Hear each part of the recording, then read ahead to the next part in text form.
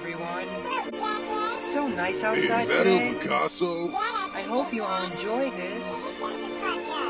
No, you shut the fuck up. Hella elevated state of mind. Hell on earth, so I ride this elevator to the sky. And you wonder why?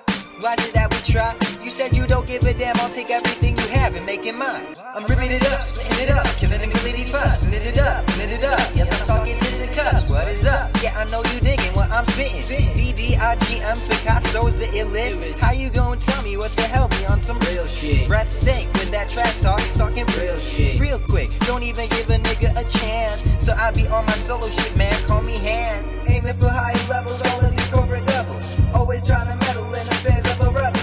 Take me, I'll infiltrate the labels, faking, bank, and make it a fortune. While we only get a cut a portion. Talking about food, money, and forced abortions, contortion. Counting us slow like a tortoise. It's our own lives that we fight for to afford, man. I'm on another level, hella elevated. Minds in the sky while you down with the devils. I'm on another level, hella elevated. Minds in the sky while you down with the devils. I'm on another level, hella elevated. Minds in the sky while you down with the devils. I'm on another level, hella elevated. Minds in the sky while you down with the devil. Oh, we had technical difficulty, and we gotta re-record this thing. Number 10 is Dread on my list. Super great action movie. Plot's pretty good. It's about Obamacare. Thanks, Obama. Thanks, Obama. It's not really about Obamacare. That was just a joke that you missed. But what's his name? I'm forgetting every Carl actor's Urban. name. Carl Urban plays. God damn it! Stop trying to do the voice. Carl Urban plays the Dredd character, Judge Dredd. And also Olivia Thirlby, the friend from Juno. Yeah, she's in the movie as a recruit, a rookie, and she does a really good job too. Carl Urban is really good in the movie, just being angry and being Judge Dredd. I mean, he does it really good. good, yeah. Never takes off the mask, which is awesome.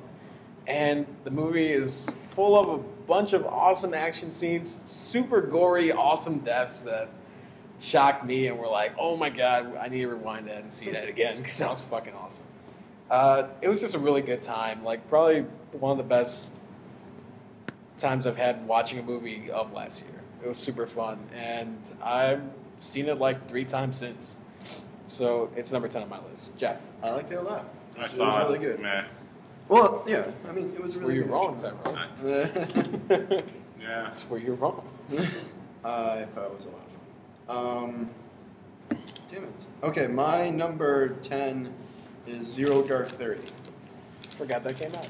A movie that is nearly 3 hours, and you would think, oh, this is going to get really dull and boring, but, you know, I don't know about other people, but my attention was kept throughout the, one of those two, throughout the entire movie. I thought the whole cast was really good, even though not a lot of... Jessica Chastain is the main character and probably the closest person to like an actual prominent role. Besides that is Jason Clarke, who was also one of the brothers in Lawless. But the rest of the people are mostly cameos, like Mark Strong and James Gandolfini. But it's Andy Dwyer. yeah, that's right. And Andy Mark from Parks and Duplass Rec. and Joel Edgerton. Wait, Mark Duplass is Mark Duplass. Yeah, Mark Duplass Does is he in play it. Navy SEAL? No, he plays one of the he's in, CIA like, guys. I think he's on the screen. Yeah, it's a really involving, intriguing, just a really. It's not an easy movie to watch, but it's pretty easy really. to watch. If you like torture, it's the film for you. Yeah, the first half is all waterboarding. You know, one of the things I really liked about it is that it really made me think of the Did you first see time it? I saw Hostel. Did you see it? And Hostel is one of my favorite movies. So if you like Hostel, you'll like Zero Dark 30. Right? Okay, I thought for a second there I was really glad, like, oh, we finally saw it, and nope. No, I didn't see this. No, Zero Dark I'm 30 going to see is it. great. It is, it is hard to watch at the beginning, what I appreciate about it is that they don't turn the SEAL Team 6 mission into like a Hollywood big action scene. Why not? Well, because it would I would have seem enjoyed it. It would would've have enjoyed It would have seen now place. Big Hollywood action scene. It would have seen now place in the rest of the movie. Oh, so it's just boring then. No. It is not So Call of Duty Modern Warfare. So like All right. I just play with you. Just go by with no, it's really quick. That held my attention throughout. It's really it's a really involving movie. It just really got me invested into this story, and the character and the actors are all great. It's just and it's such an ambitious project. It's a good movie, I hear. Yeah. It's such an ambitious project that it's amazing that they pull it off as well. I really like it a lot. So for a bad movie, it's pretty good. Fuck you. Really quick, just because I'm looking at this, do you want to find your porn name? Absolutely. Mine is Master Dripper. What's mine? What's your birthday? I don't know. Give me your birthday month and the day. Okay, August 17th, 1992. August 17th. You are Sweet Slurper. Wow! Whoa! Well, considering mine is today. What's your birthday? August 17th. February 20. What the hell? Wait, what is it? Baby. What? Baby biter. Baby biter. Oh. Tyrone, what's your birthday? October 18th. October 18th. Queen Terminator. I do hate the Queen. August 13th. August 13th. Sweet vibration. Sweet vibration. Sweet. Queen Terminator is the best one. So. There's this rap named Generator that what's her face came up with. We know this person? We talk about her. It's a female rapper. Wait. Kreishan. Oh, Kreishan. And basically, Pedro's name was it was fucking. You know what? I forgot. Fuck. Pedro was fucking. I was looking forward to Oh you yeah, that it was too. Jiggly Gangster. Jiggly Gangster. And then I was Baby Sounds. Baby and then, Sounds. Like, it was, Baby Sounds. Like crying? Jiggly Gangster featuring Baby Sound. Alright, Tyrone, your number hottest track. Hold on, real quick about Zero Dark 30. It's not on my list. Okay. But I did enjoy that it wasn't just, whoa, America. It's Exactly, like, yeah. Oh, hold up. Something's up. Oh, it's doing this shit again. Okay, never mind. It's good. Oh, yeah. shit. Oh, that's good. No, so Okay. it's, it doesn't portray us as just perfect and great. Also, but my one complaint is like the whole movie, it's kind of like Jessica's saying, hey, we need to do this. And some male authority figure is like, no, we can't do that. You're a woman. And then argue with it, and then 5 minutes later, okay, we'll do it. Then they do it, and then it, yeah. Wait, but that happens more than once? Or? Yes. Oh, jeez. It has, so it was okay. It's not a perfect movie, Yeah, but it doesn't make my list. It's not perfect. It's not even like really a good movie yet. just wait till we get to 7 Seconds by this motherfucker. Oh. Yep. Okay, A go movie on. that I actually like that you guys make it seem like, oh, you hated this movie. Because But you didn't put I it on your list. Go on, Tyrone. My number 10 is Lincoln. I enjoyed it. The only part I didn't like was the ending. Yeah, there was a part where they Yeah. could have ended it there, Yeah. and it would have been perfect. But I don't know, Oh, just yeah. the choice they made of shooting the, spoiler alert, Lincoln gets shot. Spoiler. What? Yeah. Oh my god. It needed like- more vampires. I was just about to say that. Where were the vampires? But the way they shot it, the way they told that story was confused. I don't get why they chose. It seemed like they said, oh, well, this is a famous part of his story. We'll just end it here. But it felt weird though.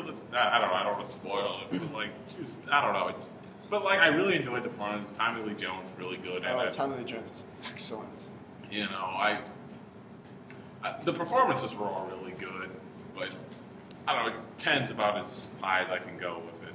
Yeah, I really liked it even a little more the second time. It's not on my top 10. You saw it twice? My dad didn't see it, so Oh, okay. So yeah. you have to see it with him, or Yeah, I want to see it with him because I'd like to see that again. I say it with a lot of movies. Wait, what was it? Oh, Go on. okay, you're number 10. but yeah, okay. We're done with it. Okay, yeah. good. I really liked it. All right, so my number 10 film I love this year is Paranorman. Yes! Thank you. Yeah, it's Fuck really, yeah! No, I really like it with Henry. I know, even though he had no. Wait, was Henry Selick? He was on this. Wasn't He was the director, wasn't That was Henry Selick. I don't know. No, it wasn't. It Okay. wasn't. Well, Lally. I mean, it's just sort of It's started. Leica. It's Leica. the, Leica. I mean, I the- like what they do and stuff. Yeah. I mean, Coraline's really one of my favorite films. But yeah, I mean, Paranorman. Wow, dude, it's like because our roommate, we got on DVD and stuff. We watched it and stuff. I was like, wow, this is like a very sweet film. particularly the score by John Bryan. Oh yeah, I love it. The It's like, soundtrack's it's like really one of great. those scores that actually makes you want to cry, really. So it's like really, really good and heart pounding. And the voice acting is really amazing. And it's really good. And I would definitely recommend it to other people. So it's nominated for an Oscar, right? It's nominated It's for not. Best It Animated. better get Best I think Animated. it will, because I don't think. Because I didn't see it, but I heard that Brave really wasn't a good Pixar film. I so- disagree. It was decent. I thought Brave was good. It's one of the better movies. Okay. But, Paranorman was on my top 10, but one film kicked it out. But I still love it. Wreck-It Ralph. I haven't seen Wreck-It Ralph and Paranorman, so my opinion isn't necessarily valid, but I'd be perfectly fine if Brave. But because I thought that was Brave my. Paranorman is a movie that I thought Brave was has good. so much but art in it, just and not it did that make good. me tear up. And it's not afraid to go to, for a kids movie, it's not afraid to go to these dark Like places. the scene, spoiler alert. The No. Oh, no, yeah, no, let's not spoil it. Okay, never mind. Because it's still relatively But the new. scene when it revealed, Oh, yeah. when I was like, yeah. what? I was like, what? It's fucked up. It's heartbreaking. It's like, holy. It's so, yeah. Yeah, it's like, what? You know that photo where it's like a little 3-panel comic where it's like, step 1, lie down, don't cry, and then step 2, cry, cry again or something like that. Have you seen that? Like this is a guy just bawling. That's Paranorman. Yeah, That's step I'm not 1, gonna cry at lie this kids down. movie. I'm That not was gonna cry. Step 2, don't cry. That was the other reveal towards the end where one of the characters reveals. Oh, yeah. That I was was like- crazy. I was like, that yeah. was really good Yeah, I was like, for a shocked. fucking kids movie. Yeah, And they didn't even make a big deal about it. Wow, like that's I the thought first fucking time. kids movies were illegal. Oh, my It's like God. that's like the first time they've ever had a character mentioned Yeah, in an animated film stuff. So I was wondering what really in the like theater. that. I would like to be in the theater to see what people's reaction to that would have been like. In Pig Fuck Alabama. Big fuck Alabama, they didn't show that. What? They edited out Yeah, that scene. He's like, like you said, you want to go sure. So it's like, They also took out all black people. I may be fucking pigs, but I ain't never. but I may be a pig fucker, but I ain't no queer. Paranorman. That's not me saying that. That's Big Fuck Alabama saying that. You got you like Dread, right? Yeah. Okay, he's on my side. Good. My number 9 is Ruby Sparks, which was my number 1 for a while when we saw it. It was still kind of early in the year, but Ruby Sparks, a romantic film about a writer who has writer's block, keeps dreaming of this one girl, decides to write about her to kind of just help him get out of his funk and get something going. So he starts writing about her, and then she magically appears in his apartment.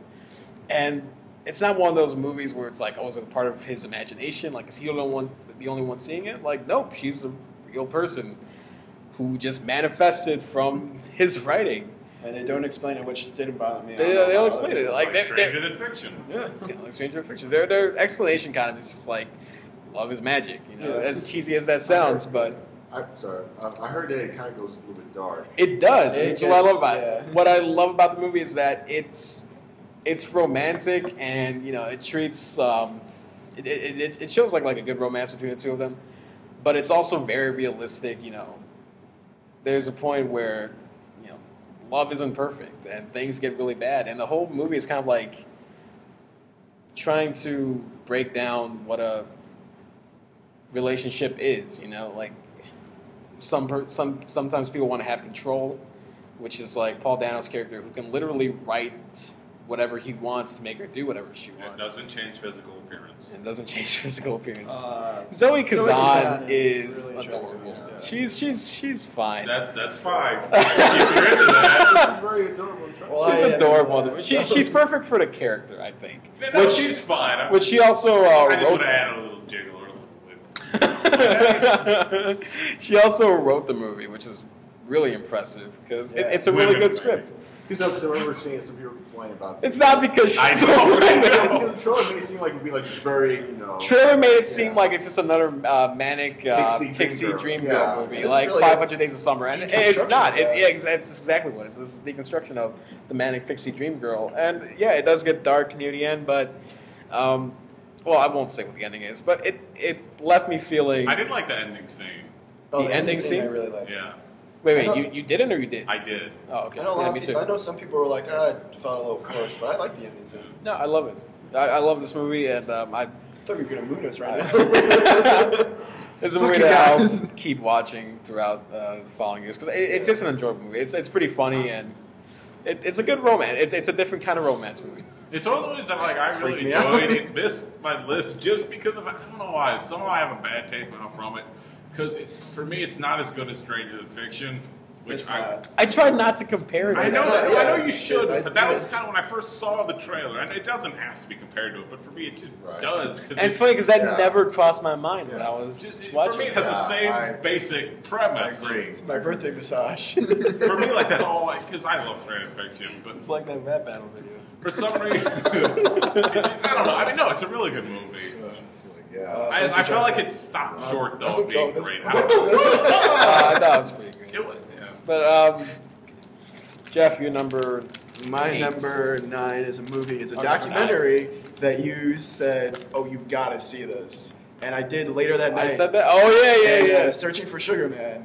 It left me completely like I was totally with you. I was like, "Yes, this movie is amazing." Terry, are you trying to make yourself white over here? What are you doing? Just look at his laptop.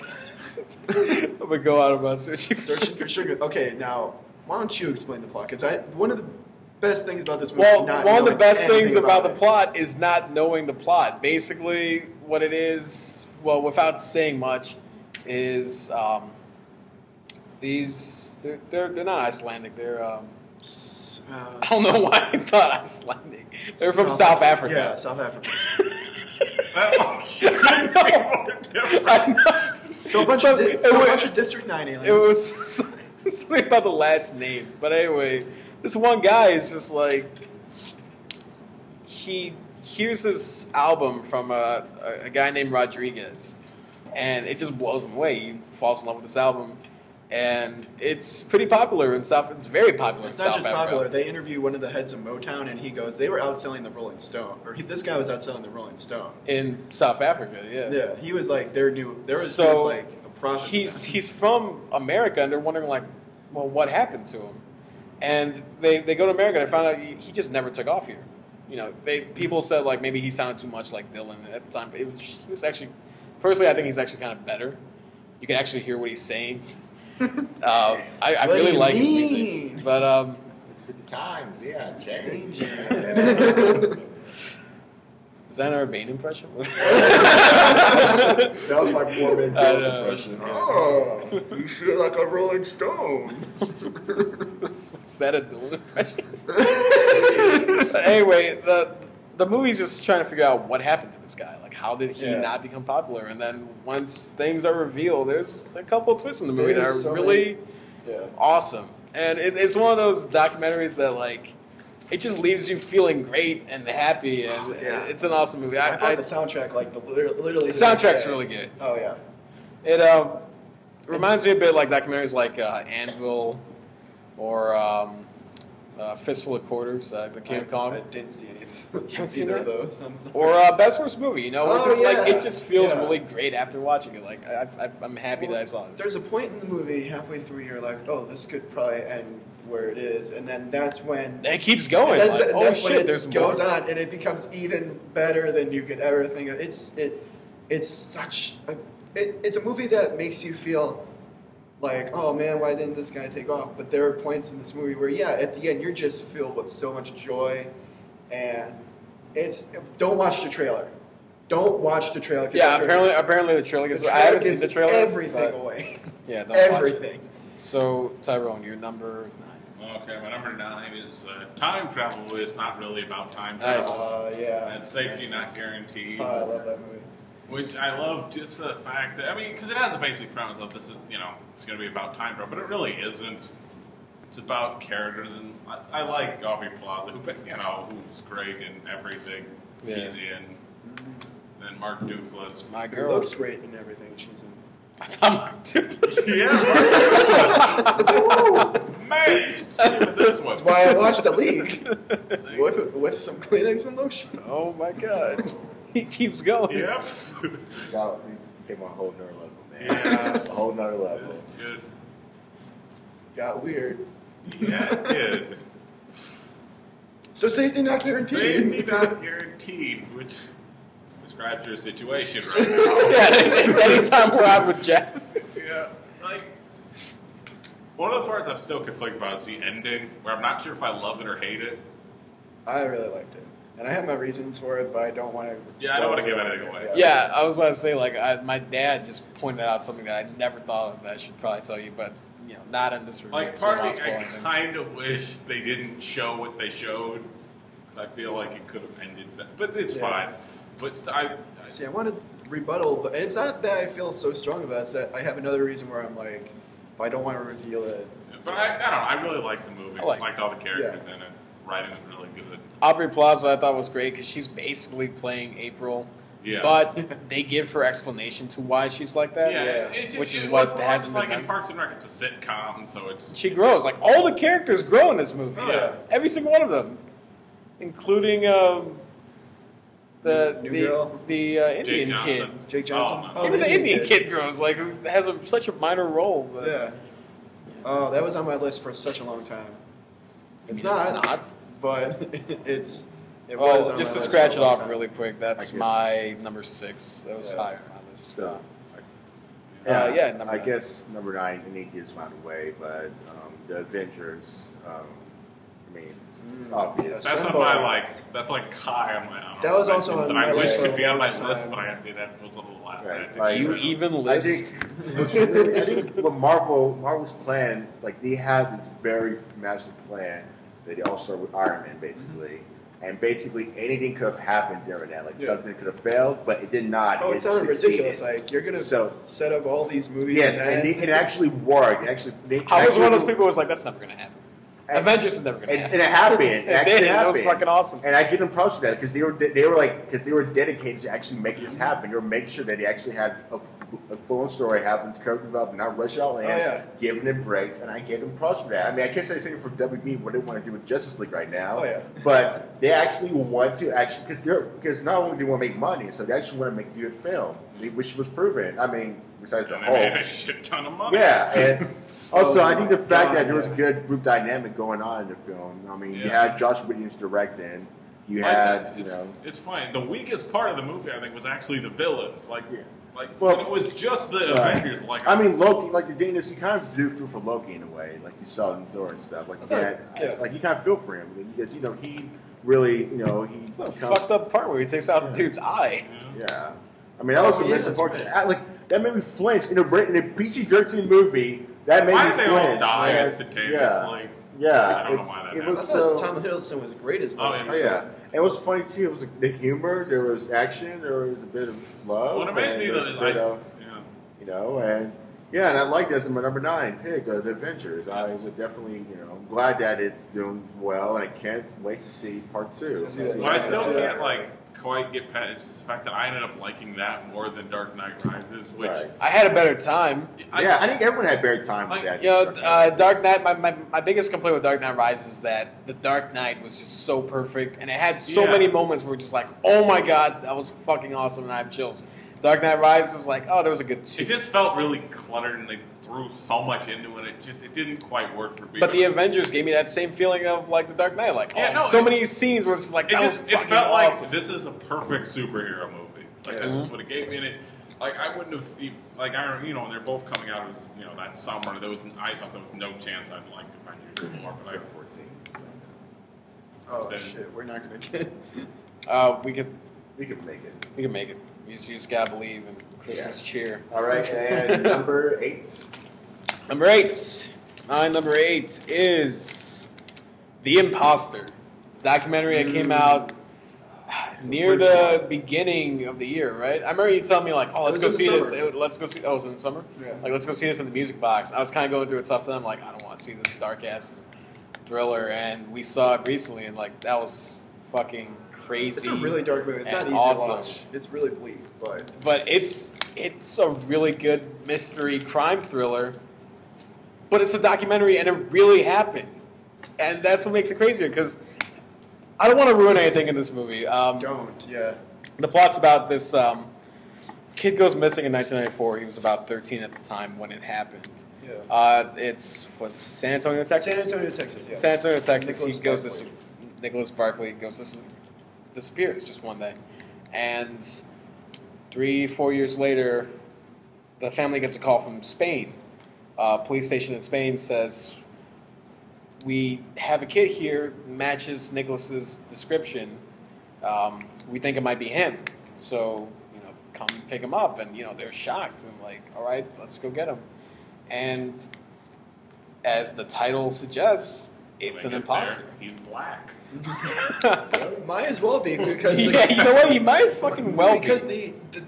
Okay, so should we? The I narrator. don't want to get into it so much, Okay, but the basic gist is like, it turns from how did this guy get away with it? That's kind of what it seems like it's going at. Like, how did this guy get away with it? But like, it turns more into why did this guy get away with it? Because there's a lot of twists and turns here that are really fucking dark. And the third act. The third act is when just it phenomenal. ends. We were both like, "Oh my god, gotta go on, gotta." Yeah, my only complaint is that the ending was like, you better go fucking research more of that shit. Tell me more, because I need to find out more shit. It goes in a direction you did not expect. It's still, I think the investigation's still ongoing, right? Of this whole thing. I don't know, man. Anyway, it's just a reading super great the documentary. Wikipedia article on it. So. This is on not the documentary, but on the story and stuff. Yeah, it's What crazy. It's But not just that, but the documentary's filmed really great. It has some beautiful shots. It's kind of almost like a regular movie at times. Yeah. Like, it just feels like a... It's gorgeous cinematography. Yeah, it reminds me of it reminded me of Lake Mungo. Like Mungo had some really great shots just showing scenery, and this one does that too. Good soundtrack. Super great movie. Go on. Number 8. Okay. Number 8. Oh, I was done with that. Sorry. Number 8. Well, I have it later on in my list, but if Which number is it on your list? 1. Really? It's my number 1 movie of the year. The Imposter. Yeah. Wow. Number 1 movie. And That's for a while, kinda cool. another movie that we saw together at a private screening was my number 1 for the longest time until we said, "Oh, I finally got The Imposter. Let's watch it. It's supposed to be good." And my jaw wasn't even on the floor. Yeah, you were after it was through the foundation of your building. We were all just kind of sitting there like, just shocked. But go on. What's your... It's a documentary that if it wasn't a documentary, you would be like, there's no way this would happen. This is such a bad movie. It's so inconceivable. And that's what's fucking terrifying about it. We're running out of time. If anything, we're going to have to record this later, but can you do your number 8 now, please? Yeah. Hold on. I think it's The Impossible. A movie that... say The Imposter. The Imposter. The Impossible is... I'll make this quick, but that movie affected me severely. Like, emotionally, this is one of the... It's not an easy movie to watch at all, and it's a very emotionally draining movie. It's the one about the family trying to survive the tsunami in 2004. And the aftermath of the tsunami. Yeah, and for a PG-13 movie, this is a really, like, there are certain injuries in this movie, like, where if I saw I had that injury, I would just be like, "Oh, I'm dead. Bye, guys." Like, especially the injury that Naomi Watts has throughout most of the movie, you're like, "Nope, just kill me now." It's so well filmed. The tsunami sequence is just so, I don't know how they filmed it. They made another tsunami. They actually killed Ewan McGregor. He dies in the movie? No, I'm saying as a joke. They actually like unleash a tsunami on him. It's just such. It's not an easy movie to watch, but it's such a rewarding movie that by the end you're just like, I'm so glad I saw that. It wasn't it wasn't the easiest to watch, but I'm so glad because it's so. It's a good movie. Okay, my number 8. My God. My number 8 is, I'm sure it's going to be higher on your list, but it's The Silver Linings Playbook. It is higher on my list. Yeah. It is much higher. Yeah, that's on my fine. list. The reason I gave it, first I'm going to start this off, I've said this many God times damn on the right, internet, Justin. but I'm saying this now to the 0 of you listening. Read the book. Just please. No one seems to mention the book when they're talking about it. Because it's not as good as the movie. Like, no one's here. Like, other, movies that are based on books, I hear lots of times, everyone's talking about the book, but, like, no one seems to do this. The book is so much better. I didn't even know it's based on. Yeah, I know. Most people, like, don't know that, which amazes me. But the book fixes all the problems I had with the movie. But still, the movie's great. Has great characters. Acting's phenomenal. But, like, I don't know. Like, the end of Silver Linings Playbook still annoyed me. Just because the book handled it so much better. Also, they made changes to the book that I don't get why they did. and it didn't make it better. Do you think if you hadn't read the book, you would have had this higher on your list? Maybe. I don't know. It's number 4 on my list. It's number 3. Okay. So number 8 for me is Moonrise Kingdom. Nice. It's so there's just something I've realized about Wes Anderson's films. A lot of people make fun of it for being quirky, but if you watch it, there's a serious darkness to all of them. You know, I find Moonrise Kingdom to be the most dark of all his films. I mean, think about it. The part where Susie basically stabs the boy in the ass with lefty scissors. Yeah, with lefty scissors, or the fact about how they're about to be. Well, spoiler or no? Depends. I mean, I think everyone's mostly seen it by now. I only saw it until like a month ago. So spoiler? I mean, yeah. Spoiler alert! If you want to hear about this, yeah. let's only do it for like maybe 2 minutes. Yeah, spoiler. Okay, the end, and basically where they are about to commit suicide together. Oh yeah. That was that whole scene was intense with Bruce Willis and stuff. That was the most intense scene I've ever seen in this film in a while. Before I watched Man Like Dog, but that was like, you know, the whole like, holy shit, these are like 12-year-olds, and they're like that serious about the love, and they're about to jump off this church. I mean, what is? I thought another like dark aspect of it is the fact that like, if he doesn't find a foster parent, he's gonna go to like asylum and probably get like beaten up, shock therapy, all that shit. You know, it's in 1960, so he's basically screwed, basically. I know. I mean, he's going to be in the cuckoo's nest if he doesn't find a foster parent. It's such an adorable movie. It's number 3 on my list. I love the fuck out of that movie. It's probably one of my favorite Wes Anderson movies It's in my honorable mention of all time. I want it on my list. That's another one where I thought the romance was just so adorable. It reminded me of Let the Right One In. Yeah. The romance between Ellie and I like the part where Oscar. they find him on the beach and stuff, and he sees he brings down the tent. Oh yeah, he just sits it down like fucking. Where he just takes out motherfucker. Well, I find it interesting how the yellow tin, it's like the same yellow tins, and the Royal Tenenbaums. Really? We did well. I mean, know. the type of way it's framed in a way. Remember how Margaret and what's the brother's name? Jeff? I don't remember. Jeff? Well, he basically stayed inside the yellow tin when they were yellow, like close to. Yeah, that's right. That's yeah, right. So it was like very interesting. I saw that. So. That's cool. Number 7. Yeah. My number 7 is Perks of Being a Wallflower. Now, this is one of those where I did read the book for this one. The book really, really affected me. I love the shit out of the book. And this also has one of those things where, like, they took out stuff, but I understand why they took out the things that they took out. So this is a much better adaptation than Silverline. Way better adaptation. Well, I think part of the reason for that is the fact that the writer wrote and directed it. That's not really a good movie or a book. Shut the fuck. You love this movie. Get the fuck out of here. Isn't that annoying when I just interrupt you like that? Yeah, okay, but here's the thing. I didn't see Zero Dark 30, so I'm kidding around. You saw this movie. I love this movie. This movie is fantastic. Oh, some other movie I haven't seen, but...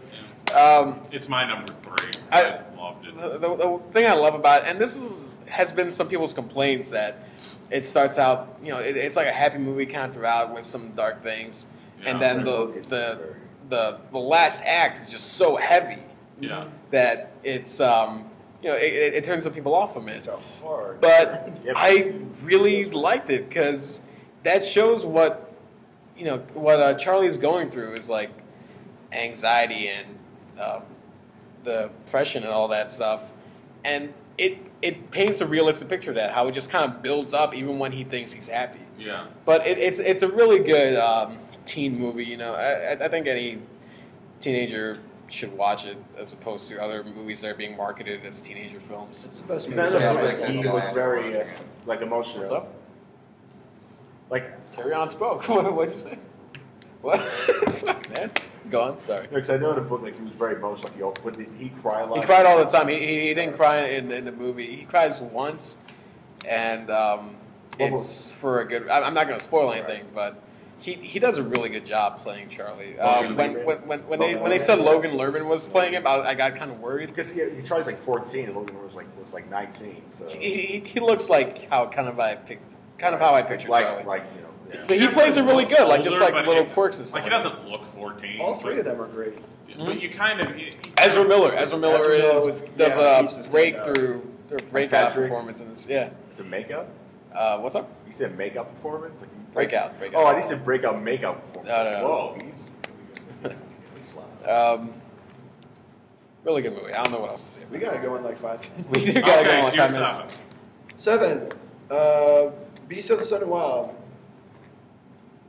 The live action Hayao Miyazaki. Yeah, I know you guys were That's why I love Yeah. it. You know what? I saw it the second time. I liked it a lot better. And my parents, I don't know what they thought about it. They were kind of quiet the whole time. I thought they were just like. I fucking flat out adore this movie. I thought they were like me, just like, I don't know what the fuck I just saw. The score is fantastic. The performances from these non-actors are great. It's such a weird movie to describe to people, but it works out, for me at least, Okay. so great. It's a weird movie to describe to people, but if you're like me and you love anime and you love Hayao Miyazaki films, you know, stuff like Spirited Away, Ponyo, My Neighbor Totoro, it's a live-action version of a Hayao Miyazaki movie, and it's fucking awesome. We're going to have to stop this. You're not going to notice a break, but we'll get back to this later. So, see you guys later. Yeah, just let me know when we go. And we're back after a pretty long night. Yep. Trying to survive the zombie apocalypse here. Absolutely. Like a shotgun full of snow. And there were flames in a subway. There were. We still don't know what's up with that. There's just fire probably. So it's probably like a paper bag full of duty. Wait, is it duty or dookie? It could be either. Oh, Duty good. dookie. It's good to know. Yeah. Am I But, close enough to the mic? I don't know. Talk loud. Hello. It's pretty. I'm sure it'll be fine. It's alright. Are we doing mic checks? Well, you seem to be fine. Like, I can read it here. Okay, back to the Entertaining list. Podcasting right now. Oh, yeah. I need to do my Oh, number excuse 7. me, sorry. I will try not to ramble like I did with The Impossible. Yeah, it was a really hard movie to watch. We get it already. You're already rambling. All right, go on. Okay, Number you 7. know what? Grown folks is talking. Oh. Okay, my number 7 is probably the best acting performance of the year, and that is Flight. Yes. Denzel Washington. I love the movie. It has some flaws, I give it that, but Got a bunch of flaws. it does. But his performance is great, and I love any movie that can create a character who usually a viewer wouldn't be sympathetic to and give them a lot of layers. That's what this is. I mean, the movie starts out with Denzel Washington getting high and drunk, and I mean, like he's so coke. drunk that he needs to do coke to get himself focused enough to fly a plane. And yet somehow you end up rooting for this guy. You really do. That's true. Yeah. And I love when a movie can do that. Plus, it has the most harrowing, like, plane crash. Oh, the sequence. plane crash is phenomenal. was That amazing. sequence, it may be the first time in any movie theater I went, okay, it's only a movie.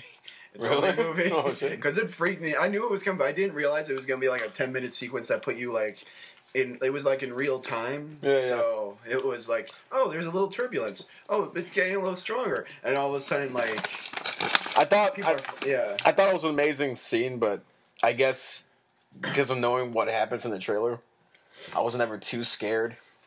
I wasn't scared. I just thought it was really well done. It was really well done. Yeah. Yeah, I agree. I'm with Tyrone. I think this movie is. I expected it to be good, like any Denzel. It starred Denzel Washington and Don Cheadle. How can it not be bad? But I did not expect how good it was going to be. I really thought. I really thought it was great. Terry, did you see Flight? Nah. Okay. Justin is not with us anymore. He's gone, passed away. We will miss Bye, Justin. Justin. His tombstone reads, "I like Tim and Eric." Or Tim and Eric was a good movie. Damn it. It's anti-comedy. It's anti-comedy. That's his. What's it called? Epitaph? Yeah, there we go. We're kidding, Justin. Apatow. That's his Apatow. That's Apatow. Judd Apatow. But yeah, we moved around. We're at a different recording location as we speak. Dead air. Really? Oh, Okay, sorry. your Dead number air. 7. Okay. Dead air is bad, Dead Jeff. air. Okay, so what did I go over? Zero Dark 30, Searching for Sugar Man. Your number 7. Oh, Dark Knight Rises. We talked about that. Yeah, you like Dark Knight Rises. I love Dark Knight You Rises. think I it's the best one? It Yeah. may be the best one. That's a bad opinion to have. See, I thought I'm gonna disagree with Justin on this one as much as I'm a friend of his, but man, I couldn't disagree. I thought the performances were all great. I I'm thought, gonna disagree, but man, I couldn't disagree.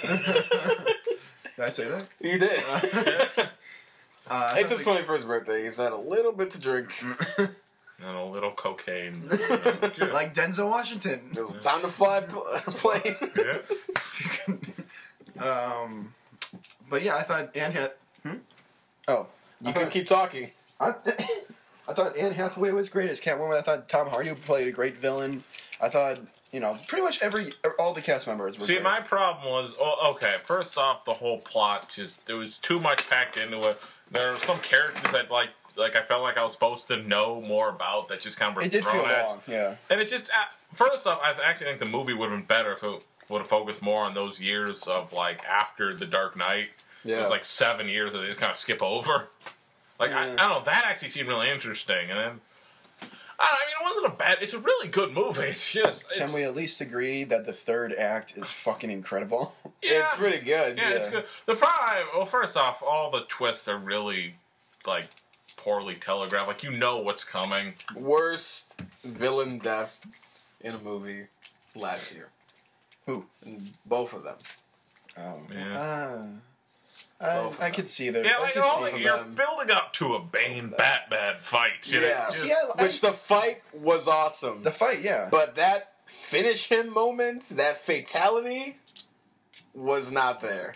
And the one that they gave us, so disappointing. And they ended with a fucking joke, which really pisses me off. I had a big problem with that. I will agree that I technically enjoyed The Avengers more because this is, for a summer blockbuster, it's a very dark, bleak movie. I think it was too dark. And Avengers was more fun and let's go see that again. And Dark Knight Rises was more like, that was a fucking great movie.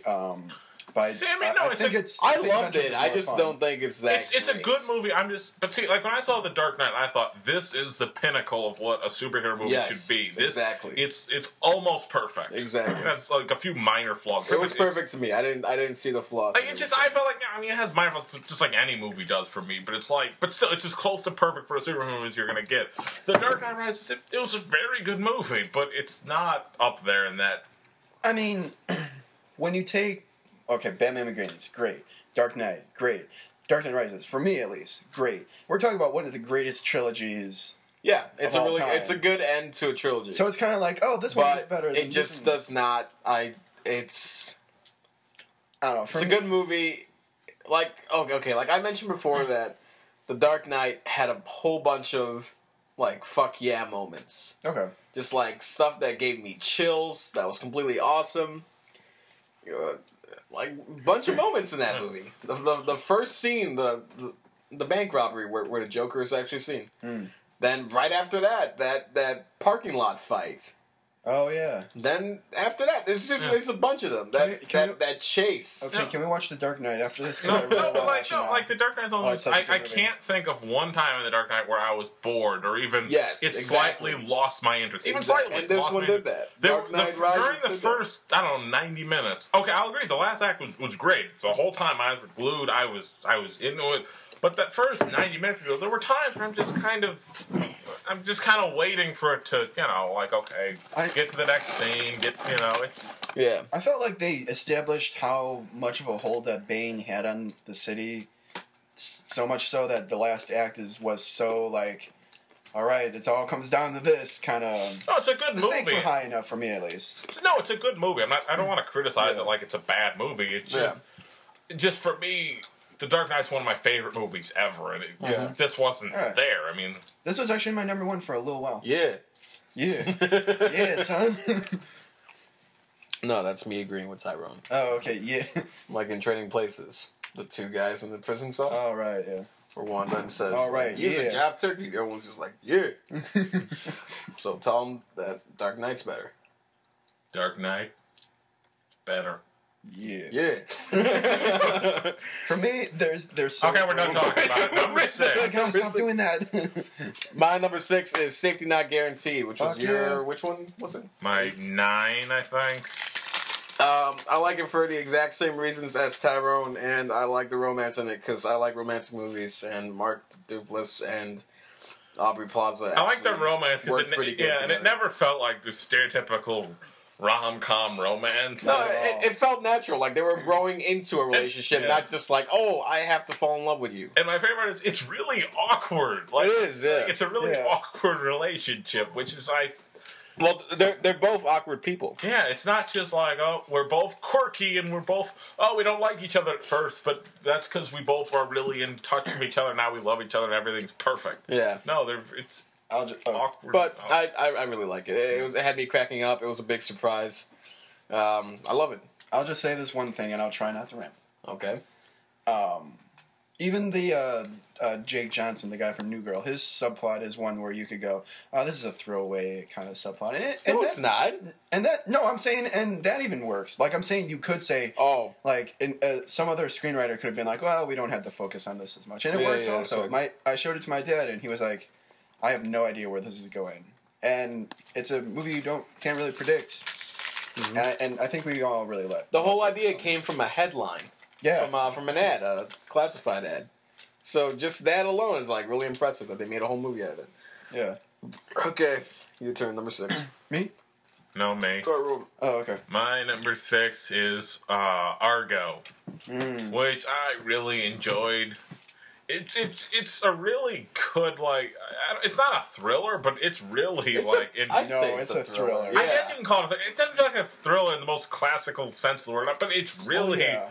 but Oh, it's man. really like It's hilarious for a lot funny, of it. but it's really intense. It Like, is and very intense. Speaking about third acts, that third act in Argo kept me pinned to my seats. Well, Tyrone, if you remember, I was sitting next to you and I was like, fuck this movie. Yeah, I Like, I know. was freaking out. Like, what's amazing me though is you know it works out. Yeah. I know, but still. Oh, I know. That's why I love it though, is because we can tell you how, like, you know how it ends, and yet it's still like you're like, I don't know what's gonna happen. Actually, I didn't know how it was going to end. I didn't know never either. heard the story. Me Never. neither. But, yeah, I mean, how many good things can you say about Argo? It's almost a perfect movie. Yeah. Oh, yeah. I mean, it's so funny, but also it's so tense, and it balances all that stuff really well. Ben Affleck's direction is great. The performances are all great. And it's so good. Really. See, I just knew it was gonna work out because, like, if they all died, the government's not gonna be like, yeah, you can make this into a movie. Oh, I guess, yeah, that's Like, true. it's True, technically. Sure. Like, they kept Talk about how we failed. A 2-hour movie about how the government fucked up. Like, Fucked up bad. I didn't even realize that. It's the movie that Zero Dark 30 should have been. Zero Dark 30 should have been funny. Zero Dark shit. That's exactly what it is. You just said that. Zero Dark boring. I crack myself up. Jeff, go to your number 6. My number 6. 6? Yeah. yes. It comes under 7. 6, 7, 8. Wait, 1, 2, 3. Math 4, is hard. 6, 7, 8. Dead air. We did my number 6. That was The Dark Knight. Okay, then you. Okay, Because fine. we did Beast of the Wild, which was my number 7. Okay, well, I just did my number 6. Okay, well, I did my number 6 too. Okay, so my Good. number 5 is. See how that works? My number 5 is a movie that was number 1 for a while because I just love how clever it is, and that's Seven Psychopaths. The writing is just brilliant.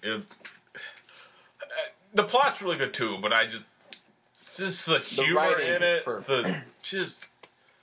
it just is so smart, and it parodies a lot of movies too that annoy me. Yeah. It just kind of it's so good. It does one of my favorite things, and that's it picked on No Country for No Old Country Men. for Old Men, yeah. I love that scene. I'm not gonna spoil it, but watch it. You'll know what they're talking about when they start talking about it. Yeah. Well, you might not pick it up, but still. It's- Yeah, it's to me, it's honestly a perfect movie. Like I still can't find a flaw in it. Soundtrack is great. All the acting is great. I think Sam Rockwell should have been nominated for Best Supporting Actor. He didn't. Martin McDonough, is that the? Yeah, Martin McDonough. He should have gotten nominated for Best Original Screenplay. Yes. That's brilliant writing. Yeah. And I think In Bruges got a nomination for one. yeah, it shouldn't have. This one should. Well, In Bruges, I like. No, In Bruges is great. This one's better. But no, it's not. But it okay. really is. What was I gonna say about this movie? Fuck it. It's really good. Watch it. It's got so many quotable lines. We were It just was quoting one of my it was my number one for a while, but something else knocked it out. I don't love it as much as these guys, but I really like it. You should. Yeah. You should. Well, you guys make it. And you know, I don't like it, but I really like it. It's not the movie that the trailer sells it, because I did not want to go see this. When you showed me the movie, or when you showed me the trailer, like, oh, it's from a new movie from the guy who made In Bruges. I saw a trailer, I was like, this looks like a Snatch knockoff. Yeah. Like, it literally looks like Snatch with a different cast then again, and a different director, but trying to be a Guy Ritchie film. In Bruges didn't have a great trailer. It had an intriguing trailer. I don't remember Nothing that could have prepared you for how. I don't think I ever saw a trailer for In Bruges, but I saw a trailer for this, and I didn't want to go see it. So when we went to go see the screening of it, I was just completely blown away and just like, I was like just shocked at the end of it. Yeah. I couldn't move. Like, I love the hell out of this movie. So many different twists. There's a story in this movie that ends so perfectly. It doesn't really even have to do with the main plot. But it just has such a perfect ending that it's chilling. I love it. But I can't recommend this movie enough. And it's a shame that not a lot of people saw it. Yeah. So that's my number 2. But we'll go on to... we're at number 5 right now? Yeah. My number 5 is the best action movie to come out last year. And the best action movie to come out probably in a long time. And that is The Raid, or The Raid Redemption. Tyrion, did you see that one? Yeah. Alright, good. Yeah. Basic setup is 20 elite cops go into a high-rise building in Indonesia. Oh, it's an Indonesian movie. And they're there to kind of like Dredd. They're there to take out drug kingpin when all hell breaks loose and all the tenants are after them, and it turns into like a survival movie. It turns into a borderline horror movie at a certain part, because these cops are being killed left and right in the worst ways. This is a very, very graphic movie. If not the bloodiest movie of last year, then definitely one of them. Because, you know, like Cabin in the Woods is gory. Dredd is gory, but this one, it feels painful, you know? A lot of the fight scenes in this, like, people got really hurt, and you could tell people got really hurt. But the fight scenes are just so amazing and so well choreographed. The soundtrack fits perfectly with the film. I think it's a perfect movie for me. I can watch this over and over again, and I have watched this over. I've seen this maybe 7 times now. I love The Raid. You didn't like it that much. I actually don't know what you thought about it.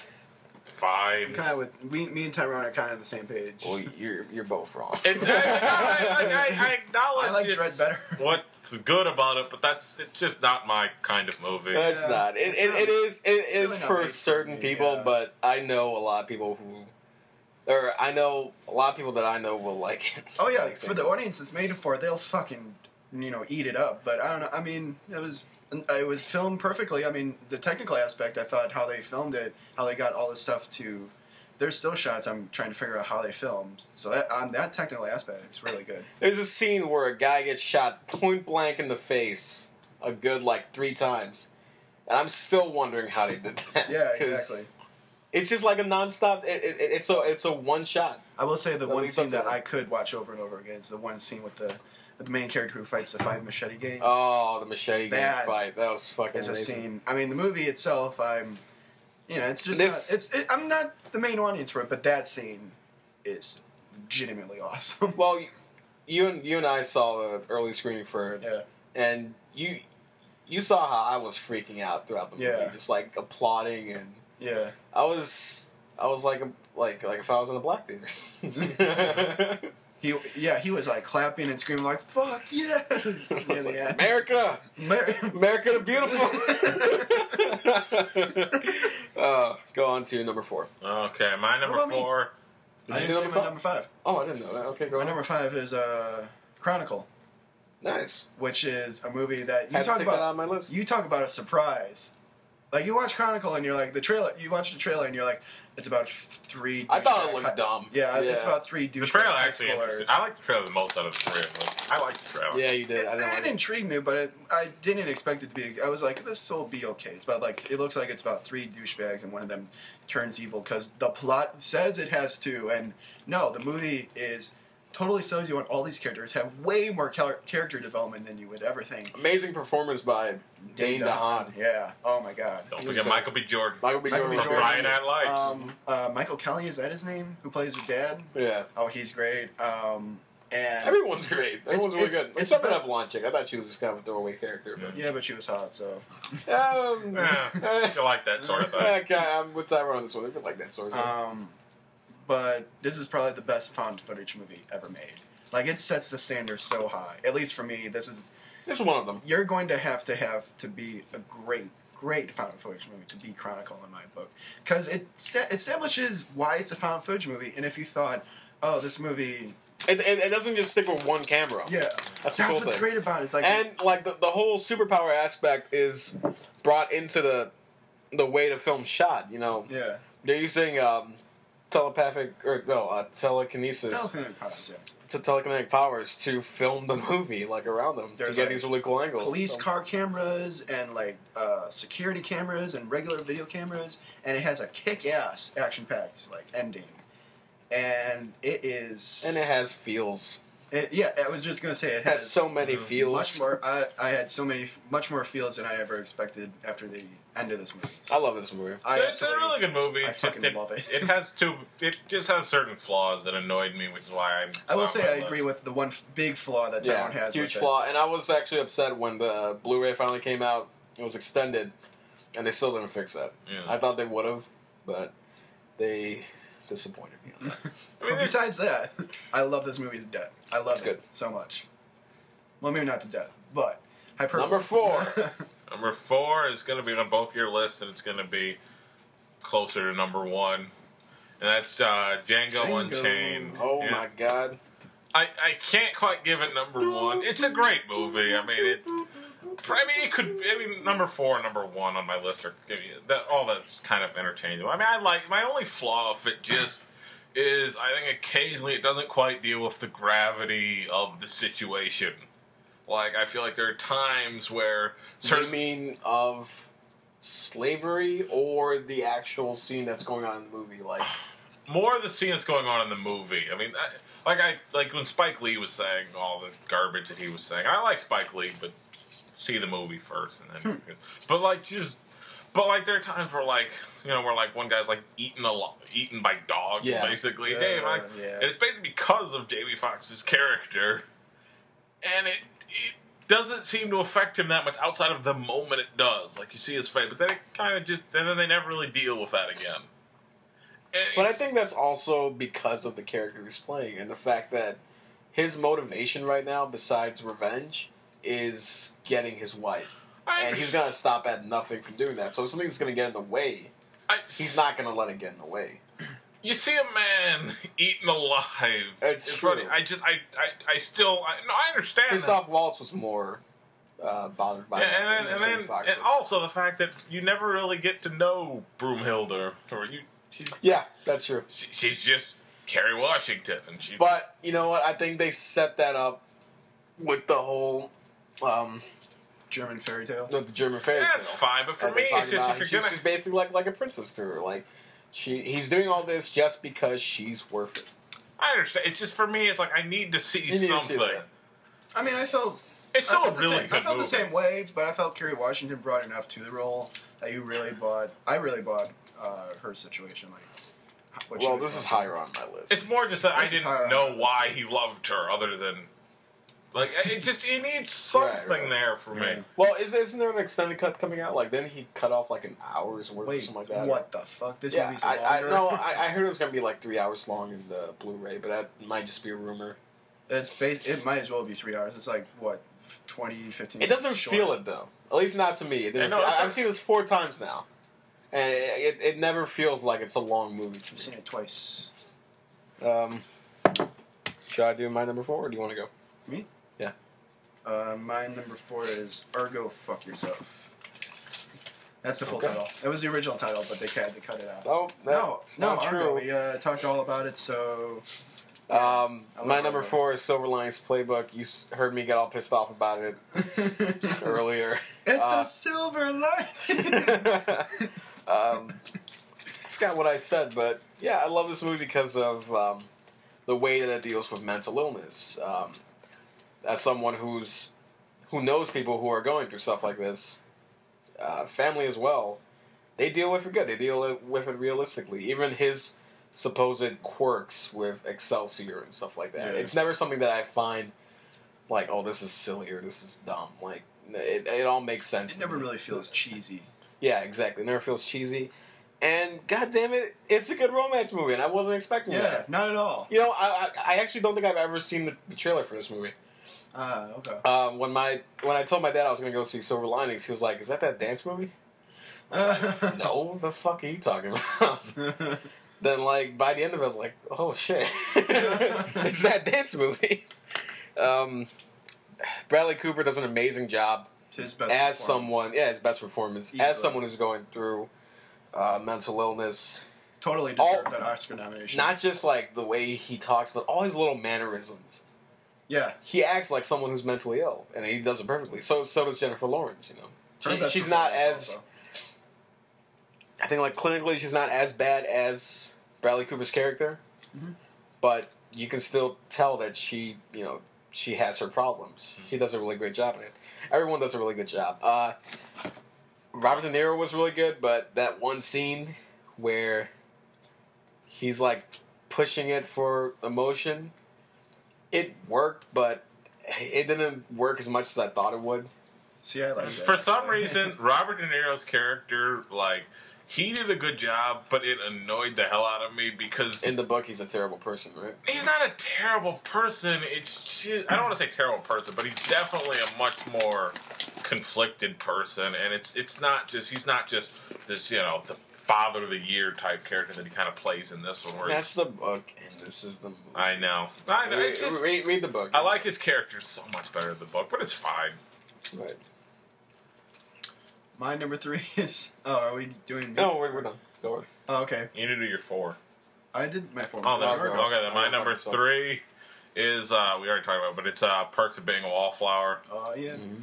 And, like, as long as I saw a movie at a screening, and I loved the... So I said, I have to read the book. I read the book. Book was amazing. And so and I'm like, okay, I need to see the movie again. And it still held up. They did... You know, it was an excellent adaptation. I liked the movie. I loved the movie the first time and liked it even better the second time. I think it's probably the best high school movie to be released in a long time. I can't even think about the last movie that was this good set in high school. 21 Jump Street. I love 21 Jump Street. I did too. That's one of my completely different movie, though. But yeah. Go on.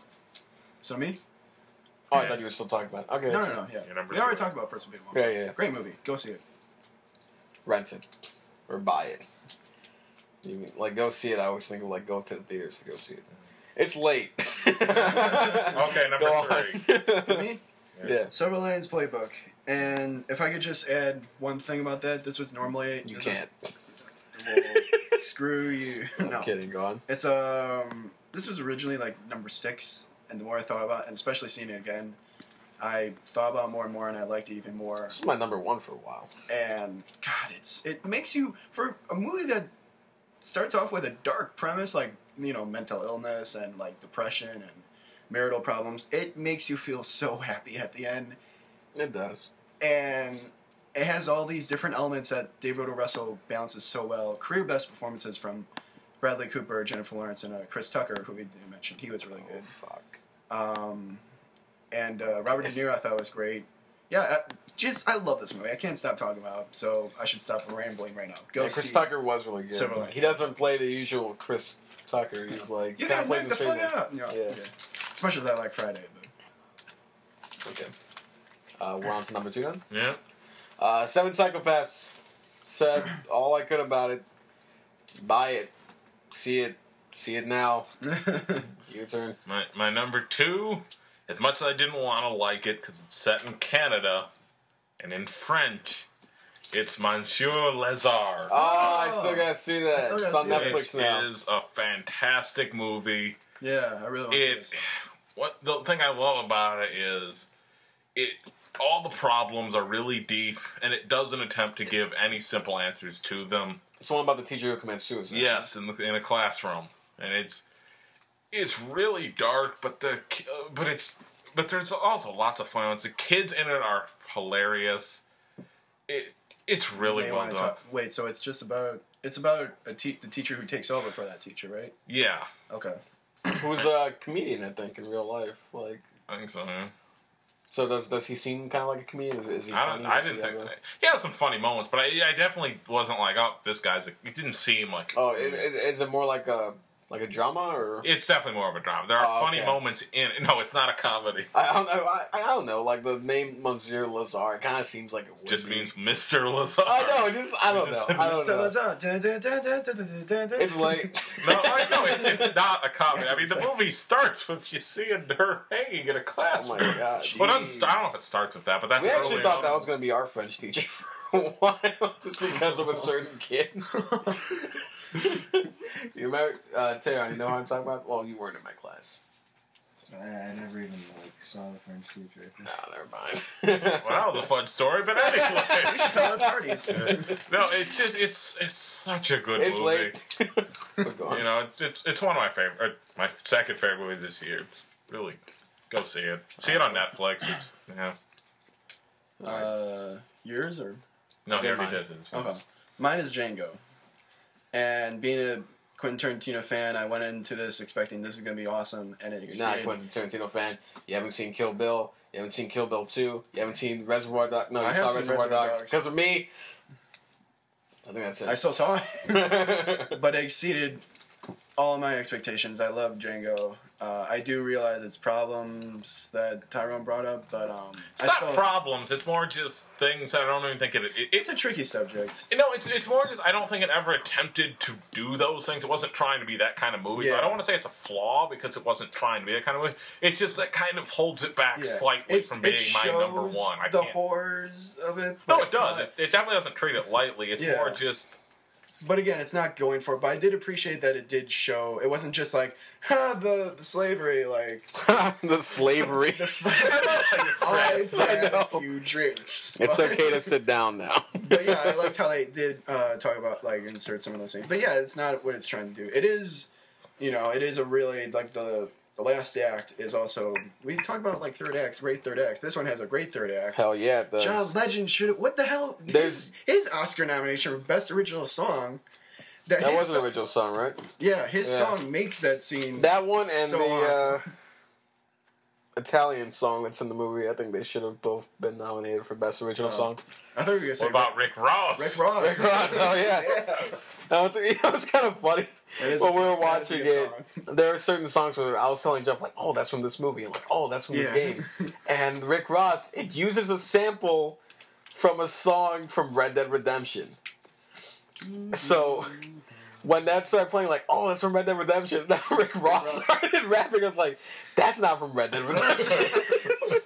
Red Dead Redemption Special Edition. Exactly, the Rick Ross edition. I thought Leonardo DiCaprio also got, and Samuel Jackson. Samuel Jackson more so than Samuel Jackson. Oh yeah, so good. I felt like Samuel Jackson. You love to hate him. Yeah. Holy shit. Was just phenomenal. I mean, plus the complexity of his character was really so well done. Like, I just love his character. Like, Leonardo DiCaprio's here. I mean, he's fine at all. He probably shouldn't. I do love him, Just like Samuel Jackson. He plays a really good Uncle Ruckus. And from the the ending is fantastic. I keep this soundtrack on a loop on my iPod. I love Django. I recognize his problems, but I really want to see it again. I'm going to definitely own it when it comes out on DVD. Ready for number one? Me? Yeah. I already told you my number one. No, I'm asking if you're ready to do number... Oh, fuck, you did, right? Yeah. Shit. Shut up, peoples. Oh, I shouldn't have said that. You didn't remember me. Oh, well... You didn't remember. I don't, actually, but... Okay, then do your number one. Okay, my number one is...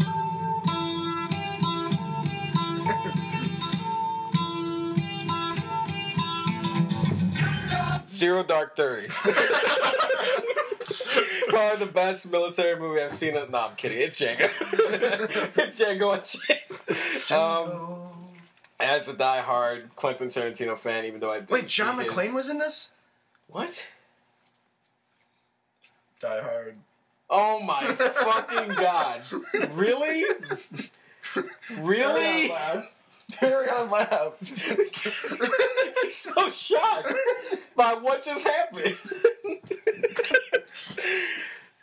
To be fair, it was better than a good day. Why do you break my flow? Why? I hope you're never around a rapper. They will shoot you. But anyway, as a diehard Quentin Tarantino fan, I'm a total film geek, and one of my favorite genres is exploitation films. Old grindhouse films, old Italian spaghetti westerns, horror movies. So usually when he's referencing a certain movie, I catch that reference because I've seen that movie too, and I love it probably as much as him. Django, you didn't know it was based on an Italian western? No, Franco Nero? Yeah. You didn't know? Yeah. I thought you didn't know. No. Well, you didn't know Franco Nero was in there. No, I did. I fucking told you that. No, I knew that was Franco I Nero. told you Oh, that. really? Did it? Yeah. Okay, never mind. The second time I knew it. Yeah, because I told you the first time. So, everything, I feel like this movie was made for me, especially the slavery part. No. I'm just upset that the villains won at the end. Damn, that's fucked up. No, but I just feel like this movie was totally made for me. It's a perfect spaghetti western. It's a perfect revenge movie, which I love revenge movies. Mm-hmm. It's full of blood and gore, awesome action, great, hilarious dialogue, amazing performances, especially by Christoph Waltz is my favorite actor in the movie. He's great in everything he's in, and it's no exception here as his portrayal of Dr. King Schultz. King Schultz. And Jamie Foxx. Jamie Foxx does a really good He's job. He's really good, yeah. As Django. I don't want to see the Will Smith version. I'm just curious that how it would be interesting. Yeah. But, fuck. Welcome to Earth. Broke my flow again. I did. So I mentioned the soundtrack. Quentin Tarantino has a knack for making really good soundtracks, even if it's not his music. This is like the first movie in a while that had, I think, original The thing I love, music. too, is he doesn't just stick to, like, oh, it's set in this time, so I have to only use music from this time. Yeah. Which is some people's complaints, and I don't understand. See, I love it because the song... It's his own style. Like, that's not like, oh, you're breaking character. You're breaking it threw me for a loop realism. at first, but... Yeah, it did it kind of a little bit, the Rick Ross song, but even after like a second, I was like, this song's awesome. This is awesome, yeah. But the way he brings in like soundtracks from old spaghetti westerns, and he even brought in Franco Nero, as I mentioned, like it's just a love letter to not only fans of Django and Italian spaghetti westerns, but just fans of like fans of good movies. And slavery. And slavery. If you're a fan of slavery, you're gonna like some parts in this movie. Mm-hmm. And you know what? I even understand why he dealt with slavery in the movie the way he did. And like I said, I think it's because he was like inspired by old Italian exploitation movies.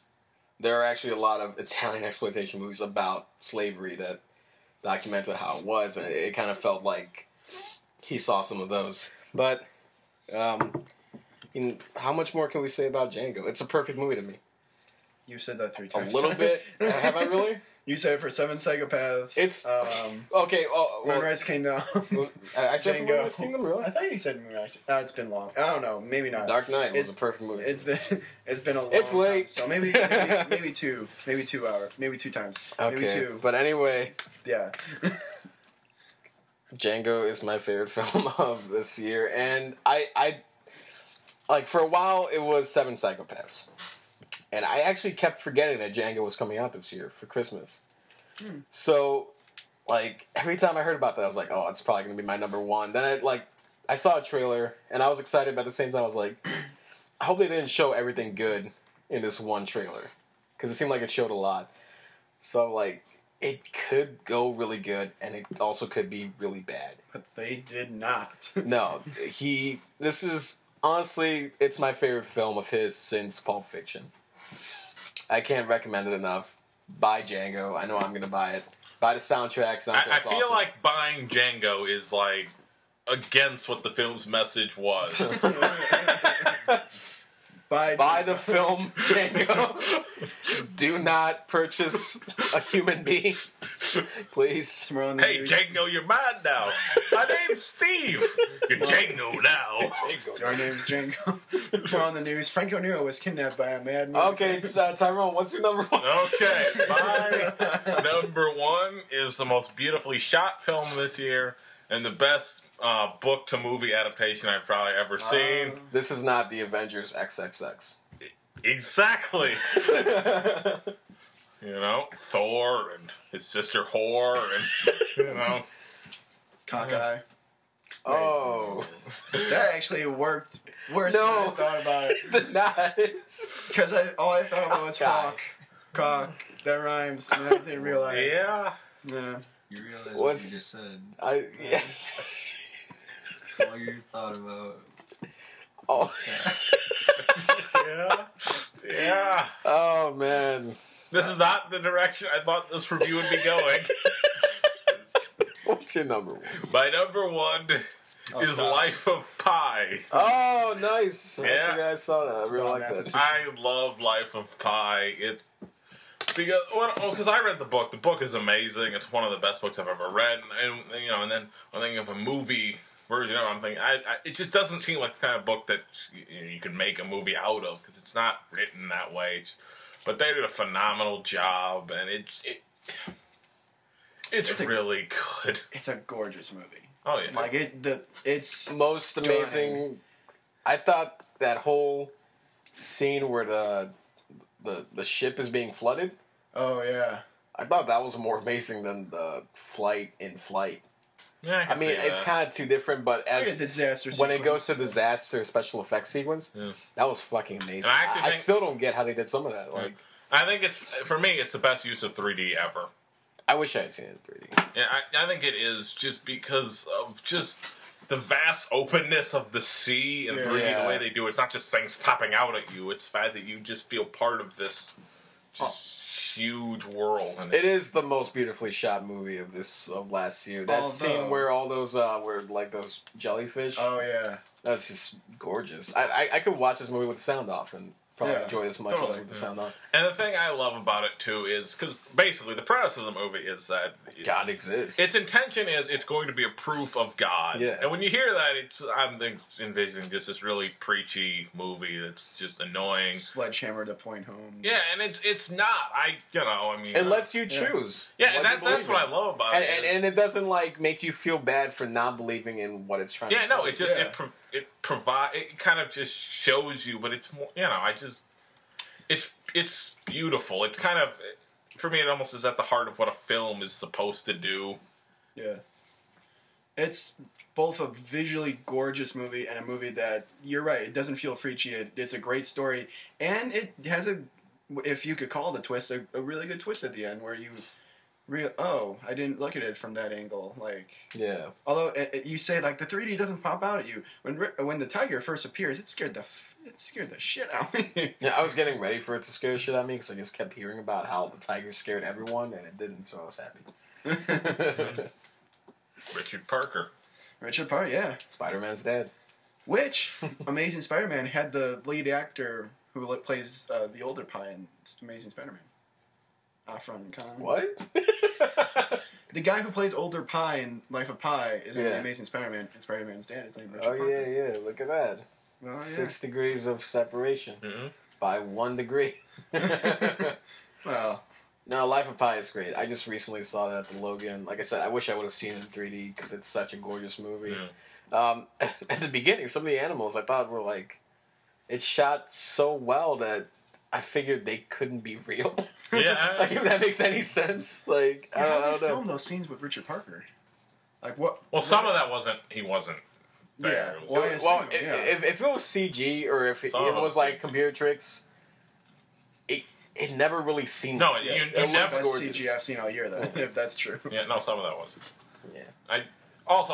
One thing too I love just in general when films kind of start with they start with the credits like Django did it, Yeah. Like, and for some reason, I love when films do that, and they kind of set. Not a lot have stage been for doing that anymore. No, like I usually get that like the just the title Yeah. in the middle of the movie. Some don't even do the title. Yeah. One of my favorites was Midnight in Paris. Oh yeah, I love how they use it. It just sets you and gets you in a mental state, and you're ready to watch it as opposed to just Skyfall. Oh yeah, that one was really good. Yeah, but that's a James Bond movie. Like they're known for that. Yeah, I love that theme. I just downloaded really the theme like a few days ago. Yes, I know I'm late on that. But Skyfall just came out, and I just remember, man, every time I listen to that, I think, man, I want to see Skyfall again. I feel like, too, just Adele is perfect to sing a Bond. Yeah, it just totally. Just that's how I felt about Amy Winehouse. Like, I'm actually sad that she didn't get a chance to do a Bond. Oh, yeah. I thought she would have done a great... Yeah, she had a great voice. So my number one? Yeah. All right, so Django was my number one for a while until Adrian showed a documentary to me and Jake a few weeks ago called The Imposter. And that fucking... I'm looking at his phone right now. It says the Oogie Loves. The Oogie Loves. He's oh lying. my God, how did you know? Oh, I couldn't resist those big, lovable Give me Oogie that Loves. Oogie Love. Oogie Love. And their big balloons and the adventures they have. Oh, man. So Oogie Loves is my number one. Everybody. Okay, so The Imposter you really loved. Yeah, I think we talked about it earlier. We did talk about it. Everybody, I'm Go pretty see sure it. Go see it now. Give it all your monies. not a lot of people know about it, Buy 5 copies of it and give it to your friends and force them to watch it. but it's great. It is great. It really is. It's riveting. Okay, I'm gonna let you guys name one honorable mention. Okay. Okay, I'm gonna name 3.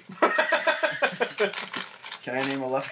Tyrone, after 500 years Yeah. slavery, least I can give you is 3 honorable mentions. Okay, 3 I got. Okay, I'll do Men in Black 3, not because it was great, but just because it wasn't awful and wasn't just give I us thought more the story money. was good. You know, I thought the plot was really good for a Men in Black. Yeah, no, they put effort into it, which when I first saw it, they're making a Men in Black 3, I'm like, Exactly. well, What that's the gonna hell? suck. Yeah. Like, but it And that is. last twist, it has feels. It does. I did not expect that, yeah. Yeah, okay, that's... I like Men in Black 3.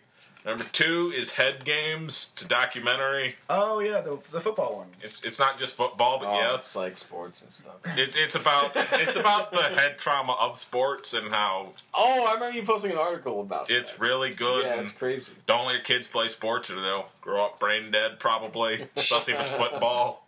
But yeah, it's a really good documentary. See it. And then let's see.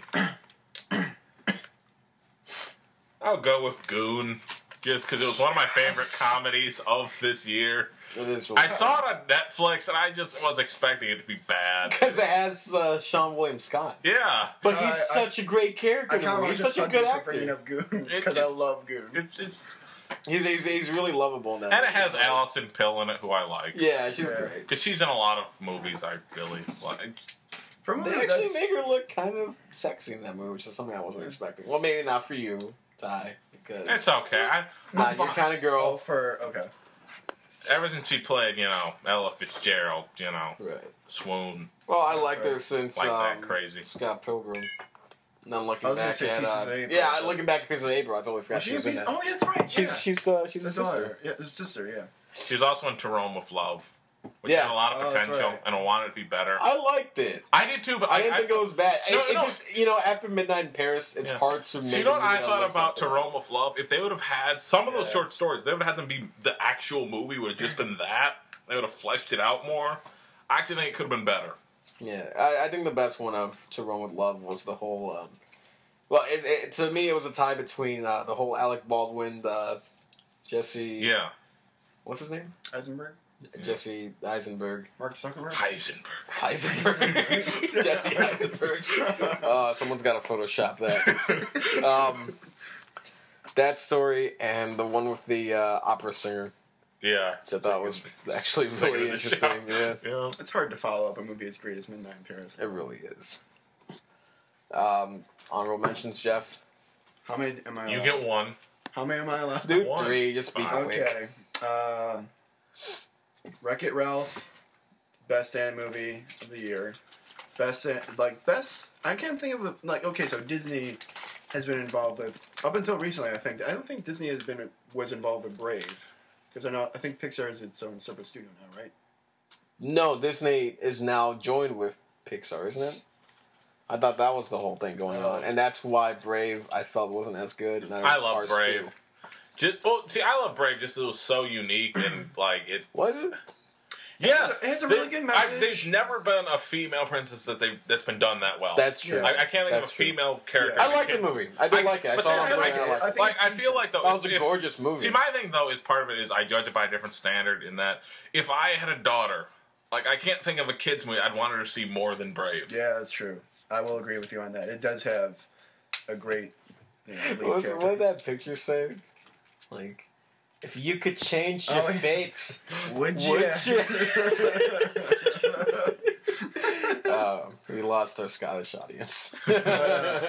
Okay, so even if they aren't, this is the best Disney movie that hasn't had anything to do with Pixar, and I don't even know how long because it's that good. I love that when we saw it, I went into it like, oh, I'm not going to fall for the whole video game fanboy service. Just if they put a reference, I'm not going to be all excited. Yeah. First reference they had, like, oh my god, look at that! Oh my god! And not only that, but it has so much heart in it. It's got action. It's got a great story. It makes so dark. Yeah. Holy And shit, does it get it, dark. it makes Sarah Silverman seem likable. Yeah, it does. Which is okay.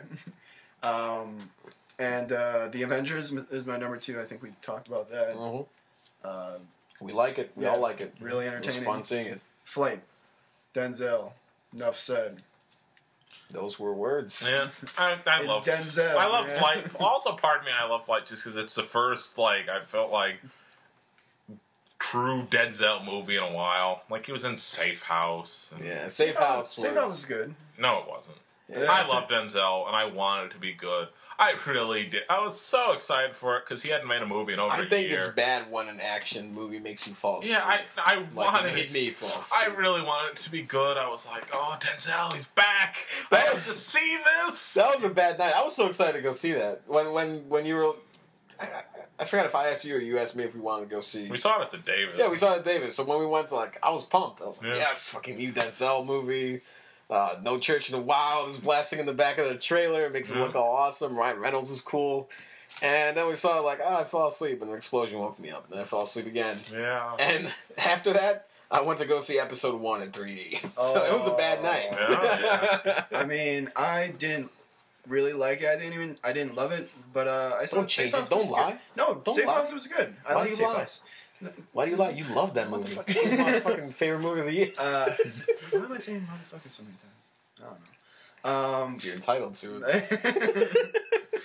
But Flight, I did not expect it to be as I talked about an emotional roller coaster on The Impossible. Flight, while not as heavy, I don't think, because Flight's still a really heavy movie. I did not My favorite moment. expect it to. And the one that affected me the most is after he's had one of his benders and he's sitting down, he's just like, Bring me my leg. okay, that didn't actually happen. I just wanted to play that clip again. I just wanted an excuse to play that clip. Funny every time. Yeah, but Flight was good. Well, was really I didn't good. like it as much as you guys. I thought it was but great. I thought it 4 was stars. It was really emotional roller coaster. I do think I'm biased just because 'Cause as it's Denzel. Denzel. I'm gonna admit it. I can't judge it completely. Well, he was the best part of that. Oh, he That's the was. thing. He was the best That's part. why I think I love it so much. Is it's Denzel being because in Safe House you don't get the Denzel that I love. You get the cool Denzel where it's just oh, I'm dealing with this young white guy again. All right, okay, Okay. yeah. That's a terrible Denzel impression. I'm sorry. Okay. Yeah, but it's just fine. But I love the Denzel where he just adds so much complexity to every character he does. Just everyone is. Well, this guy is not an awful, but he's just a really flawed person. But Denzel, there's so much development to him, and he brings so much to him that you do feel sorry for him. And the thing I love about Denzel is in almost every one of his movies, you end up wanting to know more about his character. Yeah. There's still stuff that's not revealed, and there's just you want to know more about them, which I can't say that about a lot of actors, but every role he does, He's Denzel. Everyone loves Denzel. Except for racist. Yeah, well, maybe even some racist. Some racist. Yeah, I do like that Denzel. I hate them colors, but I love that Denzel. Yeah, I love Remember the Titans. he's one of them good ones. Wouldn't want to live next to him, but you know. Unlike Django. He was robbing the liquor store as they usually do. I'm not turning the other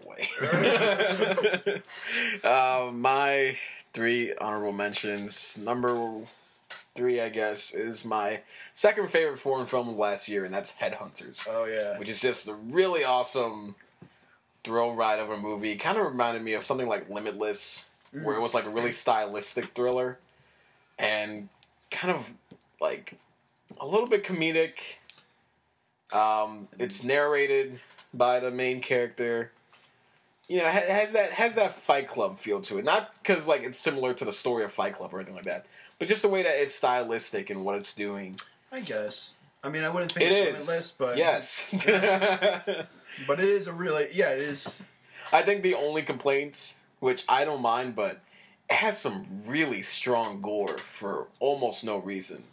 It takes a hard left turn. It's one inconvenient specific truth. It's one specific kill. Or not even. It's not even like a kill. It's like the So it's just a aftermath. shot, yeah. The aftermath of a kill. That's just like that's disgusting. But it's realistic, It's I guess. bloody. But it's great. It's really tense. Has one of my favorite endings of last year. Yeah. That last scene in the movie where everything is kind of brought together. I thought that was awesome. Other one, End of Watch, which is like another one of my favorite found footage movies, which is kind of not a found footage movie. It does the found footage thing, and then it switches to like, oh, it's just a random. Yeah. It's just a movie. We're just watching a movie. But I thought Jake Gyllenhaal and Michael Pena did an awesome job together. They had really good chemistry, like if they were best friends for a long time. You can totally buy them being what? Apt chemistry. I'm 21 Jump Street. Oh, I got it. No one appreciated my other joke before. I didn't get it. When you said it has a lot of gore, I said an inconvenient truth. Oh, I didn't catch that. Al Gore. But End of Watch is good. It's fucking terrifying. Yeah. After a while, there's a while where it's like I'm not sure if I could watch this just because I'm so tense. Like that. As much as I was tense with the last 30 minutes of Argo, I think I was more tense here because you know there comes a point where just like things go from bad to worse really fast to even worse than and that. you just don't know what's gonna happen. Yeah. And I thought the ending was really good. Really, it hits hard. It has one of my favorite like last lines. Yeah. Of any movie last year. It's probably the best of David Ayer's film outside of like films that he's directed. Yeah. Harsh Times is still my favorite. This is probably my second favorite. Well, he wrote Training Day, and I like Training Day better. Films that he's directed. He did not direct Training Day. But that was written by him. Denzel's in it. Okay. And we just talked about Denzel. Okay, but I'm not talking about... I'm just trying to find a loose connection to why I brought this up, because I really didn't bring it for any reason. Okay. I've come to dislike Training Day, not because it's a bad movie, but just because when people talk about Denzel, everyone always like, oh, my favorite is Training Day. That's not my favorite. I know it's not yours. My favorite's Man on Fire. But also bad choice. No! Anyway, it's a good movie. But people always need to go Training Day. He's done so many better movies than that. My favorite. Also, more people need to see Antoine Fisher. Oh, Antoine Fisher, yeah. Oh, yeah. You still got to see that. Oh, that one's boring, though. And, my third honorable mention, someone mentioned this. Was it Justin? Paranorman. Oh, yeah. Paranorman, I think, is the best animated movie of last year. I love Paranorman. Beautiful looking movie, beautifully animated, beautiful soundtrack, beautiful. It's all beautiful. You just named 2 movies with Anna Kendrick in them. I did? What was the other? Oh, End of Watch. I forgot she was in. I forgot. Also, Pitch Perfect wasn't as terrible as I thought it would be. Nope. It's actually I enjoyed it. I may have liked it the most out of you guys. You did, yeah. Because you were like, I think I might buy it. Like, why would you do that? No, it's good for what it is. It doesn't do anything revolutionary, and it follows the same formula that's been done to death. But it's enjoyable characters that are likable, and I like Rebel Wilson. Yeah, you would tap that. I would. You would. I like a lot of cushion. don't know. I'm good with it. I'm more of the Britney Snow, Anna Kendrick. That's Yeah, fine. you are. Tyrion, how about you? What? Would you tap Rebel Wilson? Just say yes. Who's that? It's this chick you love. You don't remember her? Who's that? She's in She went to our Pitch school. Perfect and I Sarah just, Norman. see, I just want to make the rebel yell. Okay, I got That's that. funny. No, Paranormal, like, the reason I really liked it is because it deals with a really heavy subject, which is death. But, Yeah. you know, it makes it so... I guess they kind of want kids to understand it a bit, and Doesn't dumb it it down. doesn't dumb it down, but it also, like, it's not a horror. It's not a horror movie. But it is an ode, No. a loving ode to those, like some. It of those is. movies. It starts out with like as a grindhouse movie. I love that. I love When I that. put that in, I was like, "Oh, this is gonna be good." Yeah. Really good acting, or voice acting, I guess. It has a really good twist at the end. When I put the DVD in, all I said was when I put it. I in, didn't even catch that. No one else caught that. I honestly No one didn't else think caught anything that. of that. But Jeff's Oh gonna my god. Jeff's gonna Jeef. Jeef's gonna Jeef. Your name, I guess, is just Jeff. Okay. It didn't go the way I planned it. Okay. After I called you, like, is it okay if I call you Jeef on the show? And you're like, yeah, that's fine. And I said, like, well, only if you're okay with it. Like, yeah, that's fine. As soon as I call you Jeef, it's Jeff. What happened to our plan? Oh, Sabotage. this has been the first episode of the Four Eyes Filmcast. What do you guys think? I think it's been liked it. pretty good. Yeah. Pretty good. You know, Pretty good. other Seems than the legit. tragedy Seems like of Justin's we're moving on up. death, you know. Yeah, Oh, things no. took a really sour turn. They But did. what are you gonna do if you like movies like Tim and Eric? Was the anti-death? I'm your host, Arcano, signing out. Take care, guys. Thank you for special guest Tyrion and Oh, yeah. Justin. Say bye, Tyrion. Peace. Say bye, guys. Bye. You have been listening to the Four Eyes Filmcast, produced by Arcano, Black Zeus, and Jeff. Our intro and outro music was written and created by Alex Young. You can listen to his work by clicking on the link below. Tonight's featured song was Elevated by the New Old School. You can follow them on Facebook at www.facebook.com/TNOSofficial.